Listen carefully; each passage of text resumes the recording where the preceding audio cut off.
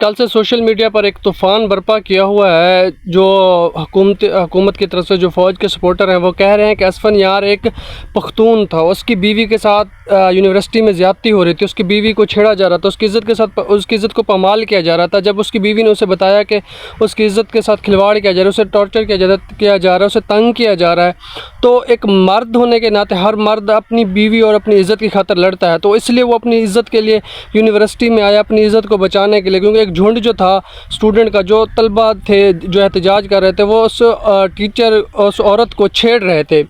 जो अब वीडियो आपको मैंने दिखाई, आप उस वीडियो में देख सकते हैं ये जो फ़ौजी की बीवी है ना, किस तरह बच्चों से बैरियर को ख़ुद गिराती है, किस तरह डंडा हाथ में लिया हुआ है, पुलिस उसे रोक रही है, ये बच्चों से लड़ रही है, ख़ुद उनके साथ बदतमीज़ी कर रही है, उनसे गालम गलोच कर रही है।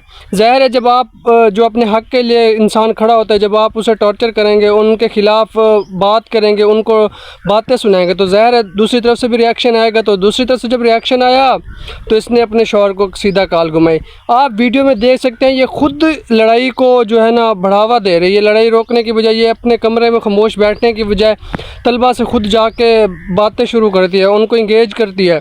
ज़ाहिर है जब आप दूसरे के साथ बदतमीज़ी करेंगे तो आपके साथ भी बदतमीज़ी होनी है। फिर आप ये ना सोचें कि आप फ़ौजी की बीवी हैं या क्या नहीं है।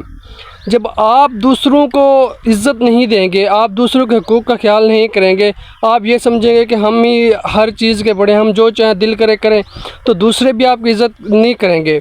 जब आप ख़ुद जाकर लड़ रही हैं, स्टूडेंट के साथ गुत्थम गुत्था हो रही हैं, फिर अपने शौहर को कॉल कर रही हैं कि ओ मुझे बचाओ, मेरी इज़्ज़त पामाल की जा रही है, तो ऐसा हरगिज़ मुमकिन नहीं है। जब आप ख़ुद जाकर उनसे ना लड़ती तो स्टूडेंट भी ज़ाहिर है आपके साथ नहीं लड़ते। जिनको आपने पढ़ाया था, जिनकी आप बड़ी थी, वो स्टूडेंट ऐसे खामख्वाह से कभी ना लड़ते। ज़ाहिर है जब आपने उनके ख़िलाफ़ कोई एक्शन लिया होगा, उनको अच्छा जी, जो सारा यूनिवर्सिटी का वाक़या है, जो मैडम है ये एक प्राइवेट टीचर है, जो यूनिवर्सिटी है वो भी एक प्राइवेट है। अब प्राइवेट यूनिवर्सिटी में मैडम को सिफारिश पर टीचर तो भर्ती किया गया। जिस जादून नामी एक टीचर के साथ इसका फड्डा शुरू हुआ, वो वहाँ का HOD था।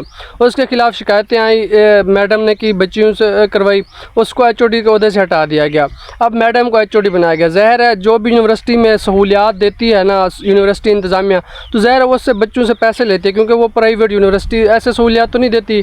अब ज़ाहिर है जो टीचर उनको अच्छी सहूलियात दे रहा था, उनसे पैसे लेके, अब मैडम जो फ़ौज में जिस तरह ये काबिज़ होते हैं, बच्चों का हकूक़ किसी के हकूक़ का ख्याल नहीं रखते, इसने यूनिवर्सिटी में भी ऐसा करना शुरू कर दिया।